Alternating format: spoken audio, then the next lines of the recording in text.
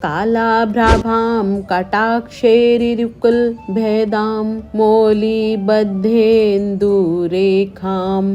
शङ्खं चक्रं कृपाणं त्रिशखमपि करेरुद्वहन्तीं त्रिनेत्रां सिंहस्कन्धाधिरूणां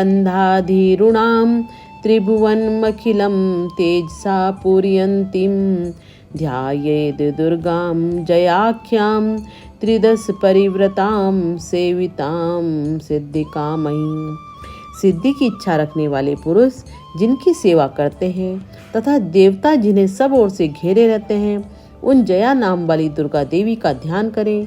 उनके श्री अंगों की आभा काले मेघ के समान श्याम है। वे अपने कटाक्षों से शत्रु समूह को भय प्रदान करती हैं। उनके मस्तक पर आबद्ध चंद्रमा की रेखा शोभा पाती है। वे अपने हाथों में शंख, चक्र, कृपाण और त्रिशूल धारण करती हैं। उनके 3 नेत्र हैं। वे सिंह के कंधे पर चढ़ी हुई हैं और अपने तेज से तीनों लोगों को परिपूर्ण कर रही हैं। आप सभी श्रोताओं का माँ की धरोहर चैनल पर स्वागत है। देवी भागवत की संक्षिप्त प्रमुख कथाओं में मैं आपको देवी हेमवती की कथा सुनाने जा रही हूँ। आप सभी ध्यान पूर्वक व प्रेम पूर्वक सुने। भगवती सती के दक्ष यज्ञ में आत्मदाह करने देने के बाद भगवान शिव समाधिस्थ हो गए। उसी समय तारक नामक एक प्रसिद्ध असुर हुआ। उसकी कठोर तपस्या से प्रसन्न होकर ब्रह्मा जी ने उसे भगवान शंकर के औरस पुत्र के हाथ से मृत्यु होने का वर दे दिया। वर के प्रभाव से तारकासुर ने त्रिभुवन को जीत लिया। देवता बेचारे इधर उधर मारे मारे फिरने लगे। सती के शरीर त्याग और भगवान शिव के समाधिस्थ हो जाने से उनके औरस पुत्र की उत्पत्ति असंभव थी। अतः तारकासुर अमर होकर देवलोक का शासन करने लगा। सभी देवगण मिलकर भगवान विष्णु की शरण में गए और उन्हें अपनी करुण कथा सुनाई।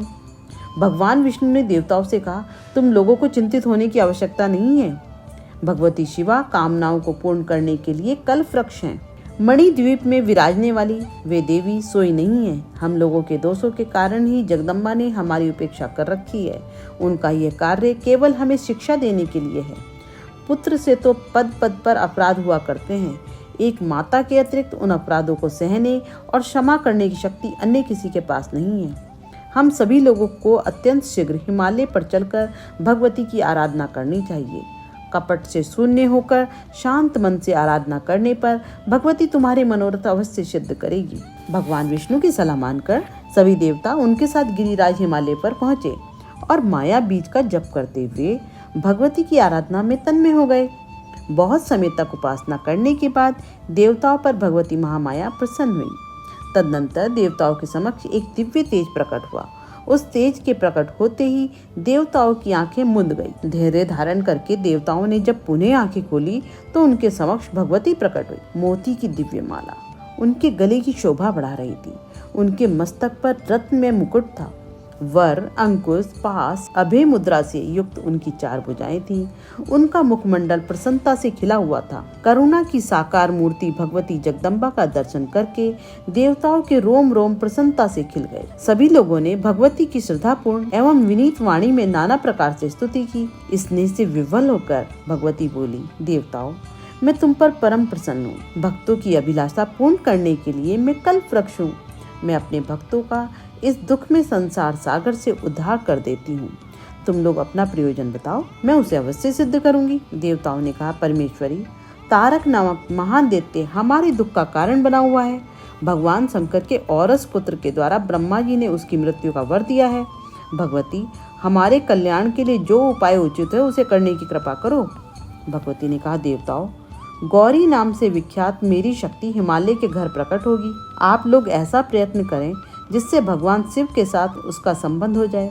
फिर भगवान शिव के यहाँ देव सेनापति कार्तिकेय का जन्म होगा और उन्हीं के द्वारा आप लोगों का संकट निवारण होगा। तारकासुर मारा जाएगा एवं अमरावती का राज्य इंद्र को वापस मिलेगा।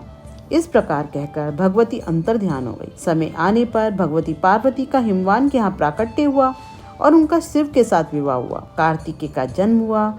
देवताओं ने उनका देव सेनापति के रूप में अभिषेक किया। तदनंतर कार्तिकेय और तारकासुर के बीच भयंकर संग्राम हुआ।